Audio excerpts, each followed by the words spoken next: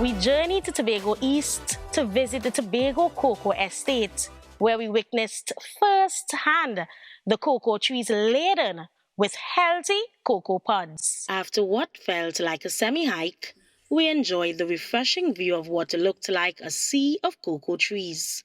The labor of love of cocoa farmer Duane Dove and his team, who have been harvesting thousands of cocoa beans for the past 15 years. This has earned them international recognition.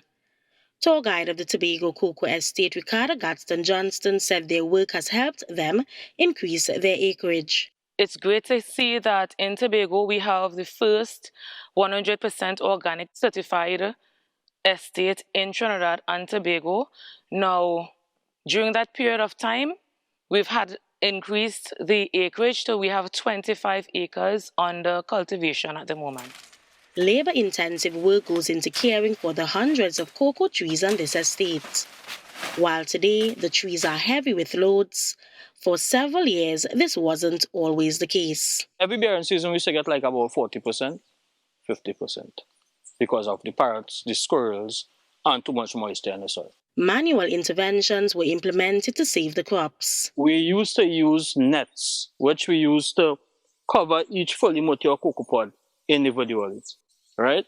And before that, we used to use fireworks, right?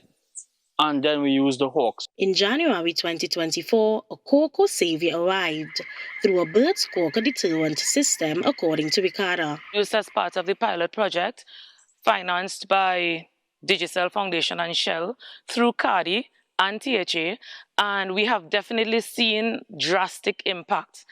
Immediately, there was no evidence of pest damage or parrot damage, and how the Whaler device works is that it emits the predator sound in distress or other bird songs that will scare the bird pests away. After sparing no efforts in safeguarding the cocoa pods, the work continues. When you harvest the cocoa pod, you have to crack them open, take out the beans, put the beans in boxes to ferment. You ferment them in boxes for approximately 6 days. After 6 days of fermenting, right, you take them and put them in the cocoa house, which is a drying house, to dry for about 8 days, right? While drying, you have to clean them, where we take out flat beans, that is beans that do not have any use, right? And you use grade A beans, one specific size of beans, to ship. At the estate, the team also plays a part in boosting Tobago's tourism industry through tours. Ricardo said it is a nature retreat that provides an engaging experience for visitors. On the estate, they'll be able to enjoy cassava bake made from the cassava produced on the estate. And guess what? The cassava bake is actually baked on the estate as well, because we have our dirt oven.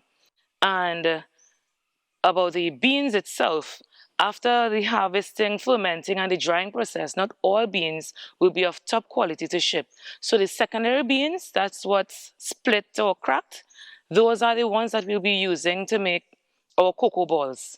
So in addition to the cassava bake, they will also enjoy that hot cocoa made locally. The grade A cocoa beans are shipped to France, where their chocolate bars are produced. Thus far, the Tobago Cocoa Estate has produced 3 different bars of chocolate, and their efforts have been rewarded. Our first chocolate bar, which is a 70% chocolate, dark chocolate, was manufactured in 2009.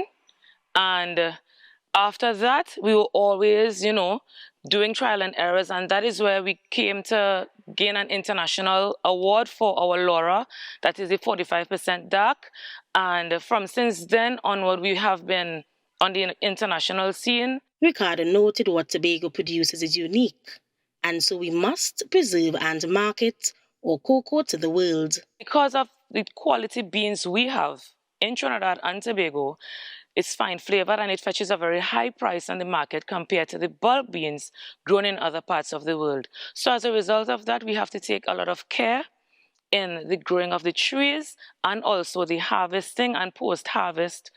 After all their hard work and investments, the team here at the Tobago Cocoa Estate look forward to a bountiful cocoa harvest season. I am Caricia Douglas for TTT News, and I love Tobago.